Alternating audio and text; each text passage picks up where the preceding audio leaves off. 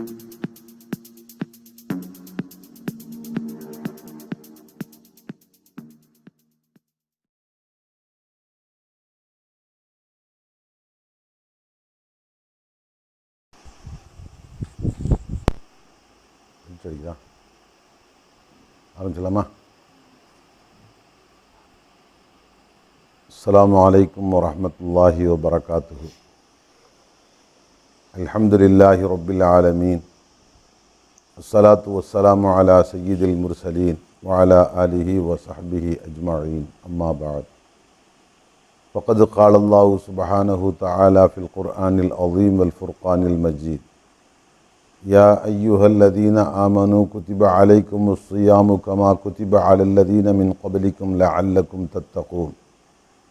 وقال رسول الله صلى الله عليه وسلم لو تعلم أمتي ما في رمضان لتمنوا أن تكون السنة كلها رمضان أو كما قال صلى الله عليه وسلم. அன்புமிக்க அருமை பெரியோர்களே, அன்பார்ந்த அருமை சகோதரர்களே, புனிதமிக்க ரமலான் மாதத்தின் நான்காம்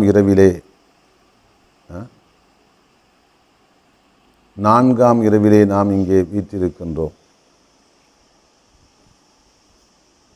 நேற்றைய தினம் நாம் பார்த்தோம், புனிதமிக்க ரமலான் மாதம் நாளை மஹ்ஷரில் அல்லாஹுவின் திருச்சமூகத்தில் நமக்கு சாதகமாகவோ அல்லது எதிராகவோ வந்து சாட்சி சொல்லும்.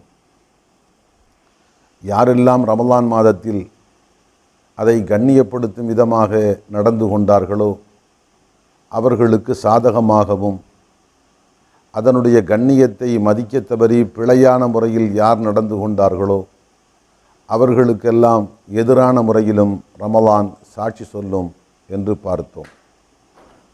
அப்படியென்றால் ரமலானை கண்ணியப்படுத்தும் விதமாக நாம் எப்படி நடந்து கொள்வது?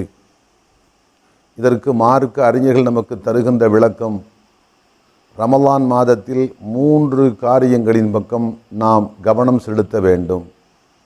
இந்த 3 விஷயங்களை முறையாக நாம் நிறைவேற்றினால் இன்ஷா அல்லாஹ் ரமலான் மாதத்தை கண்ணியப்படுத்திய நல்லவர்கள் என்ற பெயரை நாம் மறுமையில் பெறுவோம். அதிலே முதல் விஷயம், நாம் இதுவரைக்கும் செய்து வந்த பாவமான காரியங்களை ரமலான் 1 மாத காலம் விட்டு விடுவது. இதை பற்றி ஒரு சுருக்கமான விளக்கத்தை நேற்று நாம் பார்த்தோம். இன்று ரமலான் மாதத்தில் நாம் செய்ய வேண்டிய 2வது பெரிய வணக்கம், அல்லாஹ் நம்மீது எவற்றை ஃபர்லாக்கி இருக்கின்றானோ, கடமையாக்கி இருக்கின்றானோ, அந்த ஃபர்லான கடமையான வணக்கங்களுக்கு கூடுதல் முக்கியத்துவம் கொடுத்து நாம் முறையாக நிறைவேற்ற வேண்டும். அன்புக்குரியவர்களே, அல்லாஹ் நம்மீது ஏற்படுத்தி இருக்கின்ற வணக்கங்களை 2 வகையாக பிரிக்கலாம். ஒன்று கட்டாய கடமை என்ற அடிப்படையில் ஏற்படுத்தப்பட்டவை ஃபர்லான வணக்கங்கள், மற்றொன்று ஃபர்லை விட மேலதிகமாக கூடுதலாக ஏற்படுத்தப்பட்டிருக்கின்ற வணக்கங்கள்.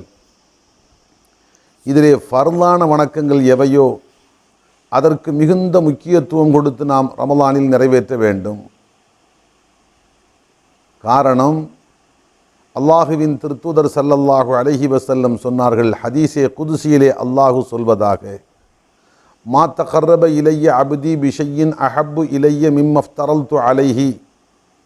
என் அடியான் அவன் மீது நான் எந்த வணக்கங்களை ஃபர்து கடமையாக்கி இருக்கின்றேனோ அந்த கடமையாக்கப்பட்ட வணக்கங்களை செய்து என் பக்கம் நெருங்குவதை போன்று வேறு எந்த வணக்கத்தை கொண்டும் என் அடியான் என் பக்கம் நெருங்க முடியாது. அப்படி என்றால் நாம் புரிகின்ற எல்லா வணக்கங்களின் அடிப்படை நோக்கம் அல்லாஹுவின் நெருக்கத்தை பெறுவது, அல்லாஹுவின் நேசத்தை பெறுவது, அல்லாஹுவின் அன்பை அடைவது. இதுதான் நம்முடைய வணக்கங்களுடைய அடிப்படை நோக்கம்.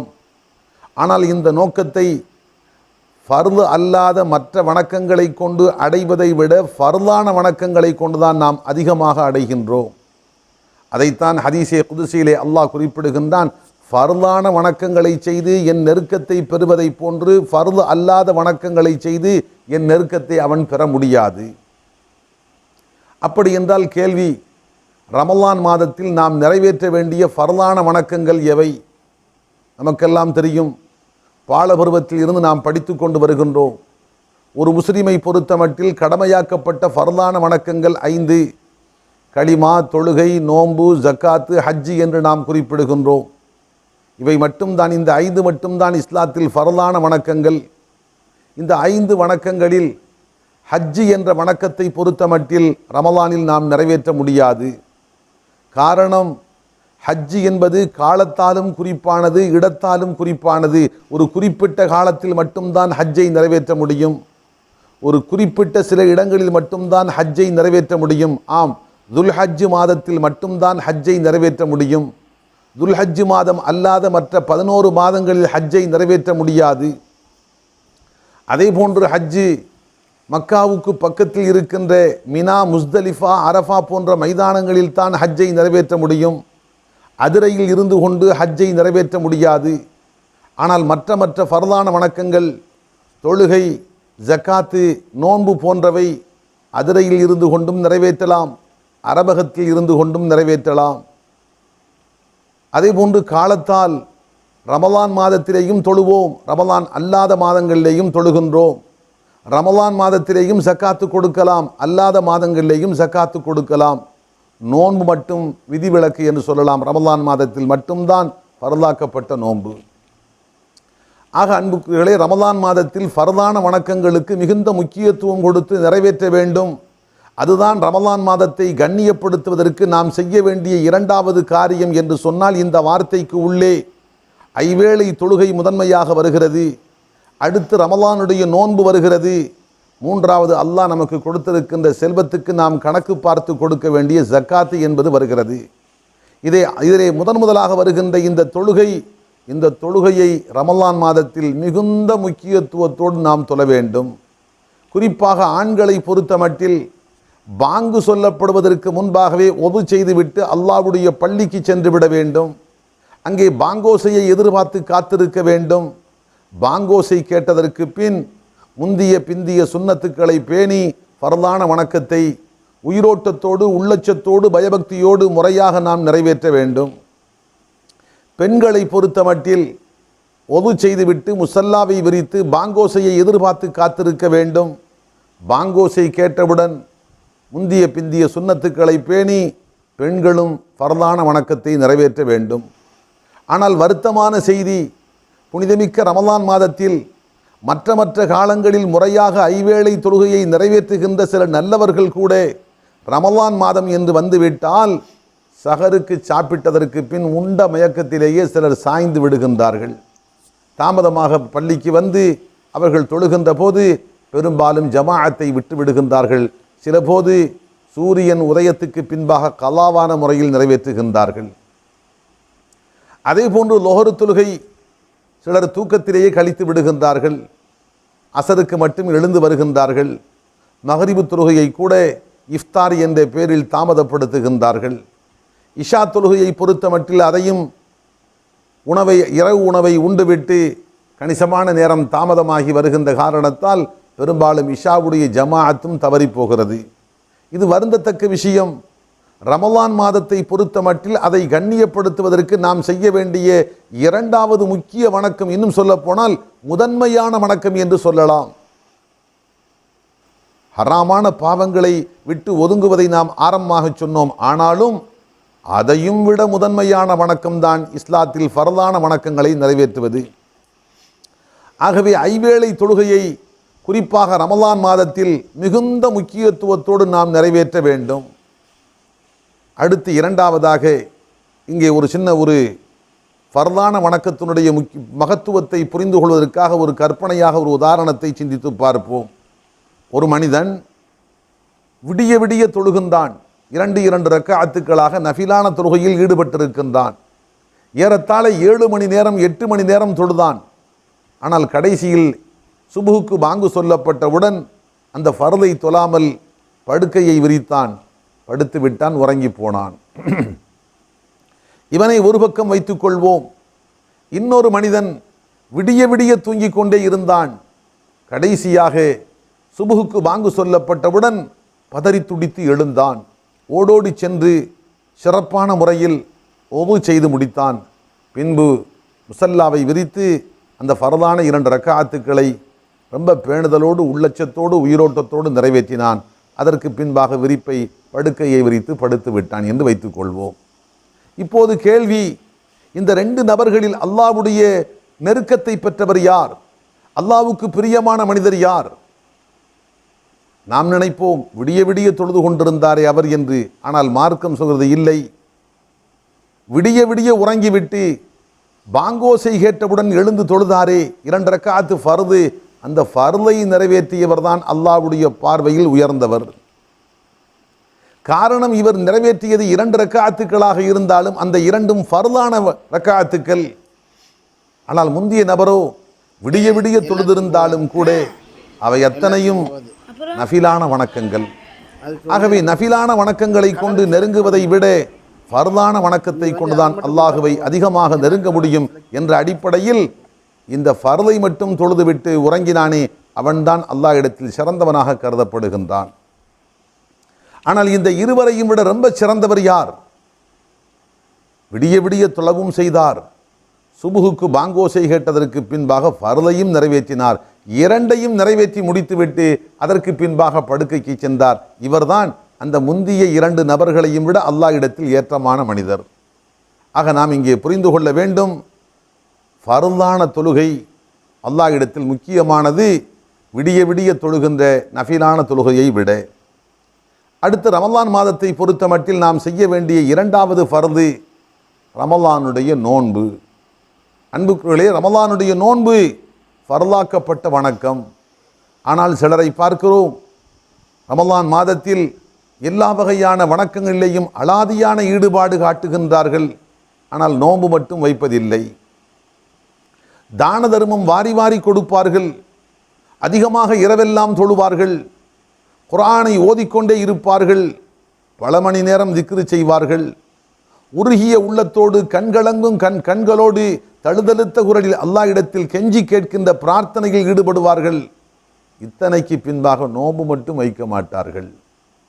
அன்புகளே, அவர்கள் நினைத்து கொண்டார்கள், நாம் தான் இரவெல்லாம் நின்று வணங்குகின்றோம், தான தர்மம் செய்கின்றோம், திக்ரு செய்கின்றோம், துஆ செய்கின்றோம், இன்னும் எத்தனையோ வகையான வணக்கங்களில் நாம் ஈடுபடுகின்றோம், நோன்பை கைவிட்ட காரணத்தால் நமக்கு பெரியதொரு பாதிப்பு இல்லை என்று கருதுகின்றார்கள். ஆனால் மார்க்கம் சொல்கிறது இல்லை. ரமலான் மாதம் என்று சொன்னாலே அங்கே பிரதானமான வணக்கம் நோன்புதான். நோன்பை அடிப்படையாக கொண்டுதான் ரமலானுக்கு இத்தனை சிறப்பு. கற்பனையாக ஒரு உதாரணத்தை சிந்தித்து பார்ப்போம். ஒரு திருமண வீடு, மணமகள் வீடு என்று வைத்துக்கொள்வோம். அந்த வீட்டிலே எல்லா வகையான ஏற்பாடுகளும் சிறப்பாக நடந்து கொண்டிருக்கிறது. பூண்டு உரித்து கொண்டிருக்கிறார்கள், இஞ்சியை சுத்தம் செய்கின்றார்கள், வெங்காயம் வெட்டி கொண்டிருக்கின்றார்கள், ஆடுகள் அறுக்கப்பட்டு இறைச்சி வெட்டப்படுகிறது, அண்டாக்களையும் குண்டாக்களையும் உருட்டி கொண்டு வந்து அடுப்பிலே ஏற்றுகின்றார்கள். ஒரு பக்கம் மசாலா அரைக்கப்படுகிறது, சொந்த பந்த உறவுகள் அணி அணியாக கூட்டம் கூட்டமாக வந்து போகின்றார்கள். வீடு அருமையான விளக்குகள் போட்டு விளக்குகளால் அலங்கரிக்கப்பட்டு ஒளிமயமாக இருக்கிறது. இப்படி தடபுடலான ஏற்பாடுகள்.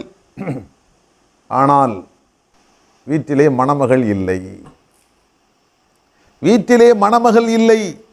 எந்த மணமகள் நாளை, எந்த மணமகளுடைய திருமணத்துக்காக, நாளை நடைபெறவிருக்கின்ற எந்த மணமகளுடைய திருமணத்துக்காக வீடு இத்தனை களைகட்டி இருக்கிறதோ அந்த மணமகள் வீட்டில் இல்லை.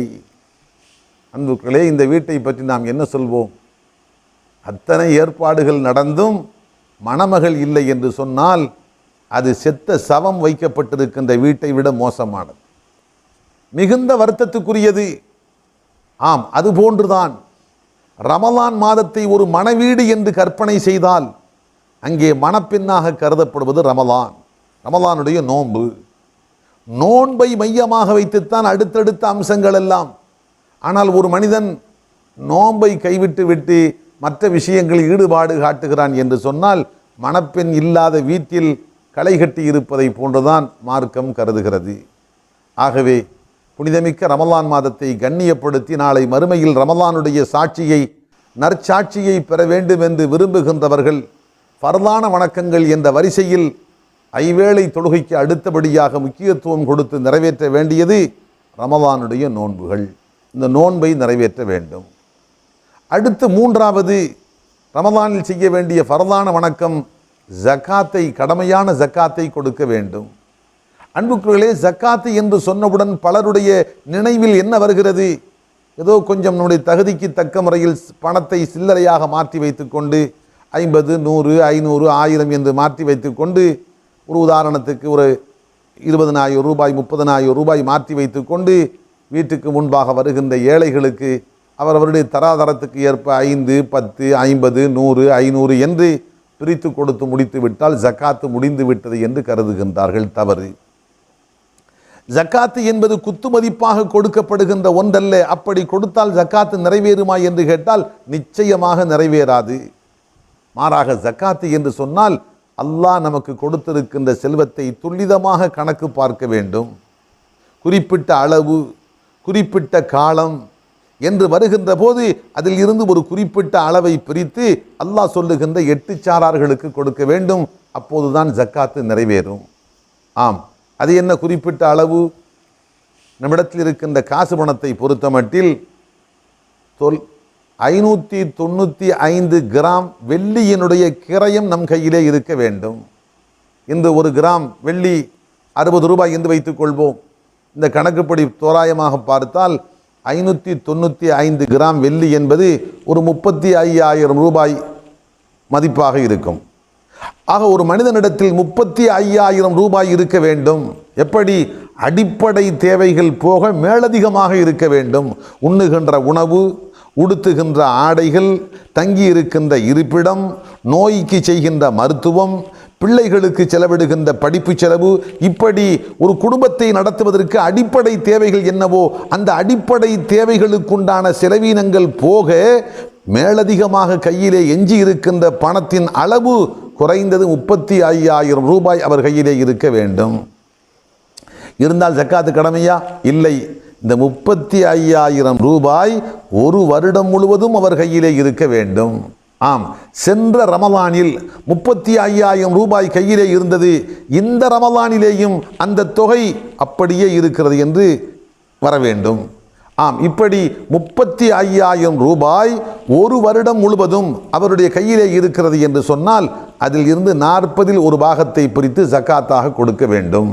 40,000 இருந்தால் 1,000, 80,000 இருந்தால் 2,000, 1,00,000 இருந்தால் 2,500 என்று காசு பணத்துக்கு ஜக்காத்தை பிரித்து கொடுக்க வேண்டும். இது ஜக்காத்தில் ஒரு வகை. அடுத்து இரண்டாவது வகை, மனிதன் அணிகின்ற ஆபரணங்களுக்கு ஜக்காத்து. குறிப்பாக தங்கம், வெள்ளி. நமது கலாச்சாரத்தை பொறுத்த மட்டில் அதிகமாக நாம் வெள்ளி ஆபரணங்கள் பயன்படுத்துவதில்லை. ஆனால் தங்க ஆபரணங்களைத்தான் பயன்படுத்துகின்றோம். மார்க்கம் சொல்கிறது, தங்கம் என்று வருகிற போது 85 கிராம் தங்கம் ஒருவரிடத்தில் இருக்க வேண்டும். 85 கிராம் என்று சொன்னால் ஒரு பவுனுக்கு 8 கிராம், 10 பவுனுக்கு 80 கிராம், அடுத்து ஒரு 4 கிராம் அரை பவுன், அதற்கடுத்து 1 கிராம். ஆக 10.5 பவுனும் 1 கிராமும் ஒரு நபரிடத்தில் இருக்க வேண்டும். இருந்து ஒரு வருடம் பூர்த்தியாக வேண்டும். அப்படி பூர்த்தியாகிவிட்டால் இப்போது அவர் மீது ஜக்காத்து கடமை. எவ்வளவு கடமை? 40இல் ஒரு பாகம் கொடுக்க வேண்டும். 40 பவுன் இருந்தால் 1 பவுன், 80 பவுன் இருந்தால் 2 பவுன், 100 பவுன் இருந்தால் 2.5 பவுன் என்று ஜக்காத்து கொடுக்க வேண்டும். இப்போ 20 பவுன் இருந்தால் 20 பவுன் இருந்தால் அரை பவுன் கொடுக்க வேண்டும். 10 பவுன் இருந்தால் 10 பவுன் இருந்தால் ஜக்காத்து கடமை இல்லை. காரணம், 10.5 பவுனும் 1 கிராமும் இருந்தால்தான் ஜக்காத்தே கடமையாகும். ஆகவே 10 பவுன் மட்டும் இருந்தால் அவர் மீது ஜக்காத்து கடமையாக மாட்டாது. அன்புக்களே, தங்கத்தை பற்றி சொல்லுகின்ற போது சிலருக்கு ஒரு சந்தேகம் வருகிறது. ஆபரணங்கள், அணிகின்ற ஆபரணங்களுக்கும் ஜக்காத்து உண்டா, அல்லது அணியாமல் பாதுகாத்து வைத்திருக்கின்ற ஆபரணங்களுக்கு மட்டும்தான் ஜக்காத்தா என்று சிலருக்கு ஒரு கேள்வி எழுகிறது. இங்கே நாம் தெளிவாக புரிந்து கொள்ள வேண்டும். குர்ஆனையும் ஹதீஸையும் சாமானியப்பட்ட மக்களுக்கு விளக்கி கொடுப்பதற்காக வந்ததுதான் மதுஹபுகள். நேரடியாக குர்ஆனில் இருந்தும் ஹதீஸில் இருந்தும் பார்த்து நம்முடைய பிரச்சனைக்கு என்ன தீர்வு என்று தெரிந்து கொள்ள முடியாத மக்களுக்கு அவர்களுக்கு எளிமைப்படுத்தி கொடுப்பதற்காக வேண்டித்தான் அந்தந்த காலத்தில் அறிஞர்கள் தோன்றினார்கள்.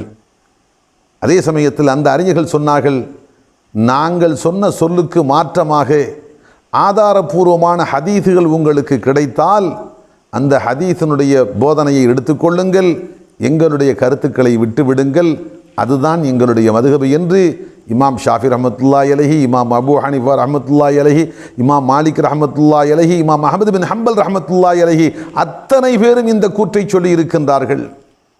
நாங்கள் ஒரு பிரச்சனையில் இதுதான் தீர்வு என்று சொல்லி இருக்கிற போது நாங்கள் சொன்ன அந்த தீர்வை விட மாறுபட்ட கோணத்தில் மாறுபட்ட விதத்தில் அல்லாஹுவின் திருத்தூதர் சொன்ன செய்தி ஹதீஸ் உங்களுக்கு ஆதாரபூர்வமாக கிடைக்க பெற்றால் அல்லாஹுவின் திருத்தூதர் சொன்ன அந்த செய்தியை எடுத்துக்கொள்ளுங்கள், அதுதான் எங்களுடைய மதுஹப்.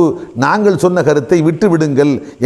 அந்த ஹதீஸ் கிடைக்க பெறுகின்ற போது அதை விட்டு எங்களுடைய கருத்துக்களை பின்பற்றுவது எங்களுடைய மதுஹப் அல்ல என்ற அர்த்தத்தில் அத்தனை அறிஞர்களும் குறிப்பிட்டிருக்கின்றார்கள். அந்த அடிப்படையில் நாம் பார்க்கின்றோம், இமாம் ஷாஃபி ரஹ்மத்துல்லாஹி அலைஹி அவர்களுடைய கித்தாபுகளிலே அணிகின்ற ஆபரணங்களுக்கு ஜக்காத்து இல்லை என்று சொல்லப்பட்டிருக்கிறது. ஆனாலும் அல்லாஹுவின் திருத்தூதர் ஸல்லல்லாஹு அலைஹி வஸல்லம் அவர்களிடமிருந்து வருகின்ற பல ஹதீஸுகளை பல செய்திகளை பார்க்கின்றோம், அணிகின்ற ஆபரணங்களுக்கும் ஜக்காத்து உண்டு என்ற செய்தி வலியுறுத்தப்படுகிறது. உதாரணத்திற்கு ஒருமுறை அருமை நாயகம் ஸல்லல்லாஹு அலைஹி வஸல்லம் அவர்களின் திருச்சபைக்கு ஒரு பெண் வருகின்றார். தான் வருகிற போது தன்னுடைய சிறிய மகளையும் சிறுமியையும் உடன் அழைத்து கொண்டு வருகின்றார். சிறுமியின் 2 கைகளிலேயும் காப்புக்கள், தங்க காப்புக்கள் அணிவிக்கப்பட்டிருக்கிறது. அது ஹிஜாபு, பெண்கள் தங்களுடைய உடலை முழுமையாக மறைத்து கொள்ள வேண்டும் என்ற அந்த சட்டம் இறங்குவதற்கு முன்பாக நடந்த நிகழ்ச்சி. பெருமானாருடைய திருச்சபைக்கு வந்து அமர்ந்தவுடன் அல்லாஹுவின் திருத்தூதர் அந்த சிறுமியின் கைகளை பார்க்கிறார்கள். சிறுமியின் கைகளிலே தங்க காப்புக்கள் அணிவிக்கப்பட்டிருக்கின்றன. அதை பார்த்தவுடன் அல்லாஹுவின் தூதர் கேட்டார்கள், அத்தீன ஜக்காத்தஹுமா, பெண்ணே உன் மகளுடைய கைகளில் தங்க காப்புக்கள் கிடக்கின்றனவே, அவற்றுக்குரிய ஜக்காத்தை நீ கொடுத்து வருகின்றாயா என்று கேட்டார்கள். அப்போது அந்த பெண் சொன்னார், லா யா ரசூலல்லாஹ், அல்லாஹுவின் திருத்துதரே, அவற்றுக்கு நான் ஜக்காத்து கொடுப்பது இல்லை. இதை கேட்டவுடன் அல்லாஹுவின் திருத்துதர் சொன்னார்கள், அயசுர்ருகி அன்யுஸவ்விரகல்லாஹு சிவாரைனி மினன்னார், பெண்ணே உன்னுடைய மகளுடைய 2 கரங்களில் நரகத்து நெருப்பாலான காப்புக்கள் பூட்டப்படுவதை நீ பிரியப்படுகின்றாயா? என்ன பொருள்? இப்போது உன் மகள் கையிலே அணிந்திருக்கின்ற இந்த தங்க காப்புக்களுக்கு நீ ஜக்காத்தை கொடுக்கவில்லை என்றால், ஜக்காத்தை நிறைவேற்றவில்லை என்று சொன்னால், இதற்கு தண்டனையாக அல்லாஹ் நாளை மறுமையில் நரகத்து நெருப்பாலான 2 காப்புக்களை உன் மகளுடைய கையில் அல்லாஹ் பூட்டுவான். அதை நீ பிரியப்படுகின்றாயா என்று கேட்டார்கள். இந்த வார்த்தையை கேட்டவுடன் அந்த பெண் பயந்து விட்டார். உடனே ஹதீஸிலே பார்க்கிறோம், ஃபஅஹதத்துஹுமா, தன்னுடைய மகளுடைய 2 கரங்களையும் பிடித்து, ஃபஅஹதத்துஹுமா ஃபவலஅத்துஹுமா, கையிலே அணிந்திருந்த அந்த 2 காப்புக்களையும் கலட்டினார். கலட்டி அல்லாஹுவின் திருத்துதருக்கு முன்பாக வைத்துவிட்டு சொன்னார், ஹுமா லில்லாஹி வரசூலிஹி, நாயகமே அல்லாஹுவுக்கும் அல்லாஹ்வுடைய தூதருக்காக வேண்டியும் நான் இதை அர்ப்பணித்து விட்டேன், தாங்கள் விரும்புகின்ற பாதையில் இதை செலவு செய்யுங்கள் என்று சொன்னார். அன்புக்களே, இங்கே நாம் சிந்தித்து பார்க்க வேண்டும். பெட்டியில் பூட்டப்பட்டிருந்த நகையை பார்த்து அல்லாஹுவின் திருத்தூதர் ஜக்காத்தை கொடுத்து வருகின்றீர்களா என்று கேட்கவில்லை, மகளுடைய கையிலே அணிந்திருக்கின்ற ஆபரணத்தை பார்த்துத்தான் கேட்டார்கள். ஆம், இதில் இருந்து என்ன புரிகிறது? அணிந்திருக்கின்ற ஆபரணங்களிலேயும் ஜக்காத்து கடமை. அதே போன்று அன்னை ஆயிஷா ரலியல்லாஹு அன்ஹாவுடைய வாழ்க்கையில் பார்க்கிறோம், ஒரு சந்தர்ப்பத்தில் அவர்கள் சில ஆபரணங்களை அணிந்திருக்கிறார்கள். வெளியில் சென்ற அல்லாஹுவின் திருத்தூதர் வீட்டுக்கு வருகின்றார்கள். வழக்கத்துக்கு மாற்றமாக அன்னை ஆயிஷா ரலியல்லாஹு அன்ஹா அவர்களுடைய மேனியை அலங்கரித்திருக்கின்ற அந்த ஆபரணங்களை பார்த்துவிட்டு கேட்டார்கள், மா ஹாதா யா ஆயிஷா, ஆயிஷா இது என்ன என்று கேட்டார்கள். அப்போது அன்னை ஆயிஷா ரலியல்லாஹு அன்ஹா சொன்னார்கள், அத்தஸய்யனுலக யா ரசூலல்லாஹ், அல்லாஹுவின் திருத்துதரே, நீங்கள் என்னுடைய அன்பு கணவர், உங்களுடைய பார்வையில் நான் அலங்காரமாக தோற்றம் தர வேண்டும், அதற்காக வேண்டி உங்களுக்கு நான் அலங்காரமாக தோற்றம் தர வேண்டும் என்பதற்காக இந்த ஆபரணங்களை நான் அணிந்திருக்கின்றேன் என்று சொன்னார்கள். அப்போது அல்லாஹுவின் திருத்தூதர் ஸல்லல்லாஹு அலைஹி வஸல்லம் திருப்பிக் கொண்டு சொன்னார்கள், ஆயிஷா இதற்கான ஜக்காத்தை கொடுத்து வருகின்றாயா? கொடுக்கவில்லை என்று சொன்னால் உன்னை மறுமையில் வீழ்த்துவதற்கு இந்த நகைகளே போதுமானது. என்ன பொருள்?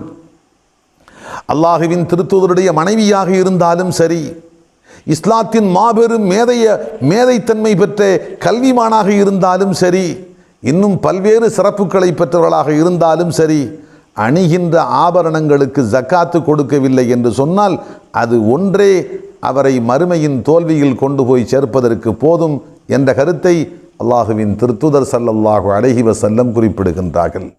ஆக ஆயிஷா ரலியல்லாஹு அன்ஹா அவர்களுக்கே இந்த நிலை என்று சொன்னால் மற்றவர்களெல்லாம் எம்மாத்திரம். இதே போன்று உம்மு சலமா ரலியல்லாஹு அன்ஹா அவர்களிடத்திலே சில நகைகள் இருந்ததாகவும் அவர்களுக்கும் இது கன்சு, நாளை மறுமையின் தண்டனைக்குரிய கன்சா என்று, இது பொக்கிஷமா என்று கேட்கப்பட்ட போது அல்லாஹுவின் திருத்தூதர் சொன்னார்கள், ஜக்காத்துக்குரிய அளவை அடைந்து அதிலே ஜக்காத்து முறையாக பிரித்து கொடுக்கப்பட்டிருந்தால் நாளை மறுமையின் தண்டனைக்கு இது காரணம் ஆகாது என்று சொன்னார்கள். ஆக அன்புகளே, இதுபோன்று எத்தனையோ செய்திகள் இருக்கின்றன. இவற்றை முன்வைத்து நாம் சிந்தித்து பார்க்கிற போது நமக்கு என்ன புரிகிறது? அணிகின்ற ஆபரணங்கள், அணியாத ஆபரணங்கள் என்று அல்லாஹுவின் திருத்தூதர் பாகுபடுத்தவில்லை. அணிந்திருக்கின்ற ஆபரணமாக இருந்தாலும் அதற்கும் ஜக்காத்து கொடுக்க வேண்டும் என்ற கருத்தை தான் அல்லாஹுவின் திருத்தூதர் ஸல்லல்லாஹு அலைஹி வஸல்லம் சொல்லியிருக்கின்றார்கள். ஆக நகைகளை பொறுத்தமட்டில் அணிகின்ற ஆபரணங்களாக இருக்கட்டும், அணியாது வீட்டிலே பூட்டி வைத்திருக்கின்ற ஆபரணங்களாக இருக்கட்டும், எல்லாவற்றிலேயும் ஜக்காத்து கடமை. இதுதான் மார்க்கத்தின் சரியான நிலைப்பாடு என்பதை நாம் புரிந்து கொள்ள வேண்டும். அடுத்து 3 ஜக்காத்து கொடுக்க வேண்டிய 3வது அம்சம் நம்மிடத்தில் இருக்கக்கூடிய வியாபார சரக்குகள். வியாபார சரக்கிலே ஜக்காத்து கடமை என்று சொல்கிற போது சட்டென்று நம்முடைய ஞாபகத்துக்கு என்ன வருகிறது? நாம் என்ன பலசரக்கு கடையாக வைத்திருக்கின்றோம் அல்லது ஏதாவது வியாபாரம் செய்து கொண்டிருக்கிறோமா? நம்மிடத்தில் வியாபார பொருள் என்று சொல்வதற்கு ஒன்றுமே இல்லையே. நாம் கடை கண்ணி வைத்திருக்கவில்லையே. யார் வியாபாரம் செய்து கொண்டிருக்கிறார்களோ அவர்களுக்குத்தானே சொல்ல வேண்டும்? இல்லை. அன்புக்குள்ளே, வியாபார சரக்கு என்று சொன்னால் கடையிலே வைத்துத்தான் விற்கப்பட வேண்டும் என்ற கட்டாயம் இல்லை. நம்மிடத்திலே இருக்கக்கூடிய பொருட்களில் அசைகின்ற பொருளாக இருக்கட்டும், அசையா பொருளாக இருக்கட்டும், நாம் வாங்கி வைத்திருக்கின்றோம். எதற்காக வேண்டி? வாங்கிய இந்த விலையை விட அதிகரிக்கும் போது இதை நாம் விற்பனை செய்தால் நமக்கு ஆதாயம் கிடைக்கும். லாபம் பார்க்க வேண்டும் என்ற எண்ணத்தில் ஒரு மனிதன் ஒரு பொருளை, அது அசைகின்ற பொருளாக இருக்கட்டும், அசையா பொருளாக இருக்கட்டும், லாப நோக்கத்தோடு வாங்கி வைத்திருக்கின்றான் என்று சொன்னால் அது மார்க்கத்தின் பார்வையில் வியாபார சரக்கு. கண்டிப்பாக அதற்கு வருடா வருடம் கணக்கு பார்த்து ஜக்காத்து கொடுக்க வேண்டும். உதாரணத்துக்கு வைத்துக் கொள்ளுங்கள், ஒரு மனிதர் ஒரு தோப்பு வாங்குகின்றார், தென்னந்தோப்பு என்று வைத்துக் கொள்வோம். இந்த தென்னந்தோப்பை எதற்காக வேண்டி வாங்குகின்றார்? இதில் இருந்து வருகின்ற வருமானத்தை வைத்து தனக்கும் தன் குடும்பத்துக்கும் பலன் பெறலாம் என்ற எண்ணத்தில் வாங்குகிறார் என்று சொன்னால் வாங்கப்பட்ட அந்த தோப்பு எத்தனை லட்சம், எத்தனை கோடியாக இருந்தாலும் சரி, ஜக்காத்து இல்லை. அதே போன்று ஒருவர் பெரிய இடத்தை, மனைகளை வாங்கி வைத்திருக்கின்றார். எதற்காக வேண்டி? பிற்காலத்தில் தனக்கும் வீடு கட்டி கொள்ளலாம், தன்னுடைய சந்ததிகளுக்கும் வீடு கட்டுவதற்கு இது பயன்படும் என்ற நோக்கத்தில் பல மனைகளை ஒருவர் வாங்கி வைத்திருக்கிறார் என்று சொன்னால் அது எத்தனை லட்சமாக இருந்தாலும் ஜக்காத்து கடமை இல்லை. ஆனால் ஒருவர் மனைகளை வாங்கி வைத்திருக்கின்றார், தோப்புக்கள், தோட்டந்துறவுகளை வாங்கி வைத்திருக்கிறார். எதற்காக வேண்டி? சில காலத்திற்கு பின்பாக விற்றால் வாங்கியதை விட கூடுதலாக ஆதாயம் வைத்து விற்க முடியும் என்ற எண்ணத்தில் அவர் வாங்கி வைத்திருக்கிறார் என்று சொன்னால் அது மனையாக இருக்கட்டும், தோட்டந்துறவுகளாக இருக்கட்டும், அல்லது அசைகின்ற வேறு பொருளாக, உதாரணத்துக்கு நவரத்தின கற்கள் என்று வைத்துக் கொள்வோம். அல்லது இன்று பார்க்கின்றோம், தங்கத்தை விட விலை மதிப்புள்ள உலோகமாக பிளாட்டினம் கருதப்படுகிறது. இந்த பிளாட்டினத்தை ஒரு மனிதன் வாங்கி வைத்திருக்கிறான். எதற்காக வேண்டி? இன்னும் சில காலத்திற்கு பின்பாக விலை கூடுதலாக, விலை கூடுகின்ற போது விற்பனை செய்தால் நமக்கு ஆதாயம் கிடைக்கும். இப்படி பிளாட்டினத்தை போன்று, நவரத்தின கற்களை போன்று அசைகின்ற பொருளாக இருக்கட்டும், அல்லது வீட்டு மனை, தோட்டந்துறவுகளை போன்று அசையாத பொருளாக இருக்கட்டும், நாளை விலை அதிகரிக்கும் போது விற்பனை செய்தால் ஆதாயம் கிடைக்கும் என்ற எண்ணத்தில் ஒருவர் வாங்கி வைத்திருக்கிறார் என்று சொன்னால் அதை பொறுத்தமட்டில் மார்க்கத்தின் பார்வையில் வியாபார சரக்கு என்று கருதப்படுகிறது. ஆகவே ஒவ்வொரு வருடமும் நாம் வியாபாரத்துக்காக வைத்திருக்கின்ற அந்த மனைகளை, அந்த தோட்டத்தை, நவரத்தின கற்கள் போன்றவற்றை மார்க்கெட்டு விலை என்ன என்று பார்த்து அன்றைய விலையில் 40ல் ஒரு பாகத்தை ஜக்காத்தாக நாம் கொடுக்க வேண்டும். உதாரணத்துக்கு வைத்துக்கொள்வோம், ஒரு தோப்பு 40 லட்சத்துக்கு வாங்கினோம். சரியாக ஒரு வருடம் கழிந்தது. அப்போது அந்த தோப்பினுடைய விலை 50 லட்சமாக ஆகிவிட்டது. இப்போது மார்க்கெட் ரேட் 50 லட்சம் என்று சொன்னால் அந்த 50 லட்சத்துக்கு ஜக்காத்து கொடுக்க வேண்டும். அடுத்து 2 வருடங்களுக்கு பின்பாக பார்க்கிறோம், அதனுடைய விலை 70 லட்சமாக ஆகிவிட்டது. இப்போது மார்க்கெட் ரேட் 70 லட்சமாக இருப்பதால் 70 லட்சத்துக்கு நாம் ஜக்காத்து கொடுக்க வேண்டும். இப்படி ஒவ்வொரு வருடமும் அந்தந்த வருடத்தில் அதனுடைய மார்க்கெட் விலை என்ன என்பதை பார்த்து அதற்குரிய ஜக்காத்தாக 40இல் ஒரு பாகத்தை நாம் பிரித்து கொடுக்க வேண்டும். ஆக அன்புக்குரியவர்களே, புனிதமிக்க ரமலான் மாதத்தை நாம் கண்ணியப்படுத்திய பெருமக்கள் என்ற பெயரை பெறுவதற்கு நாம் செய்ய வேண்டிய 2வது வணக்கம், அல்லாஹ் நம் மீது ஃபர்லாக்கி இருக்கின்ற வணக்கங்களை நிறைவேற்றுவது. அந்த ஃபர்லாக்கி இருக்கின்ற வணக்கங்களில் முதன்மையாக வருவது ஐவேளை தொழுகை, 2வது வருவது ரமலானுடைய நோன்பு, 3வதாக வருவது அல்லாஹ் நமக்கு கொடுத்திருக்கின்ற செல்வத்தில் இருந்தும் பிரித்து கொடுக்கப்பட வேண்டிய ஜக்காத்து என்பது. இந்த ஜக்காத்தை பொறுத்தமட்டில் நாம் கையிலே ரொக்கமாக கரன்சியாக வைத்திருக்கின்ற கரன்சி நோட்டுகளுக்கும் பொருந்தும், நகை நட்டுகளுக்கும் பொருந்தும், அதே போன்று வியாபார சரக்கு என்ற கண்ணோட்டத்தில் எவற்றை வைத்திருக்கின்றோமோ அவற்றுக்கும் பொருந்தும். இந்த 3க்கும் நாம் ஜக்காத்து கொடுக்க வேண்டும். இது அல்லாஹ் நம் மீது ஃபர்லாக்கி இருக்கின்ற வணக்கங்களில் 3வது வணக்கமாக இருக்கிறது. ஆக அன்புக்குரியவர்களே, ரமலான் மாதத்தை கண்ணியப்படுத்த விரும்புகின்ற நாம் 2வதாக செய்ய வேண்டிய வணக்கம், அல்லாஹ் நம் மீது ஃபர்லாக்கி இருக்கின்ற இந்த வணக்கங்களை, இந்த கடமைகளை முறையாக நாம் நிறைவேற்ற வேண்டும். அடுத்த அன்புக்குள்ளே 3வது வணக்கம் இருக்கிறது. புனிதமிக்க ரமலான் மாதத்தில் நாம் செய்ய வேண்டிய 3வது வணக்கம், அதுதான் அல்லாஹ் ஃபர்லாக்கி இருப்பதை விட மேலதிகமாக நஃபில் என்ற முறையில், கட்டாயம் கடமை இல்லை என்ற முறையில் எந்தெந்த வணக்கங்களை அல்லாஹ் நமக்கு ஏற்படுத்தி இருக்கின்றானோ அந்த வணக்கங்களை நிறைவேற்றுவது. இன்ஷா அல்லாஹ் இந்த வணக்கங்களை பற்றி, கடமையில்லாத வணக்கங்களை நிறைவேற்றுதல் என்பதை பற்றி, குறிப்பாக எந்த வணக்கங்களுக்கு நாம் முக்கியத்துவம் கொடுக்க வேண்டும், அந்த வணக்கங்களை எப்படி நாம் செய்ய வேண்டும், நம்முடைய முன்னோர்களான அருமை சஹாபா பெருமக்கள் அந்த கடமையில்லாத வணக்கங்களில் எப்படி ஈடுபாடு கொண்டிருந்தார்கள் என்ற விஷயத்தை இன்ஷா அல்லாஹ் நாளைய தினம் நாம் தெரிந்து கொள்வோம். அல்லாஹு ரப்புல் ஆலமீன் நாம் கேட்ட இந்த விளக்கங்களை நெஞ்சத்தில் பதியச் செய்து வாழ்க்கையில் கடைப்பிடித்து ஈருலகத்திலும் வெற்றி பெறுகின்ற நல்லவர்களாக ஆக்கியருள்வானாக. ஆமீன் ஆமீன் யா ரப்பல் ஆலமீன் வல்ஹம்துலில்லாஹி ரப்பில் ஆலமீன்.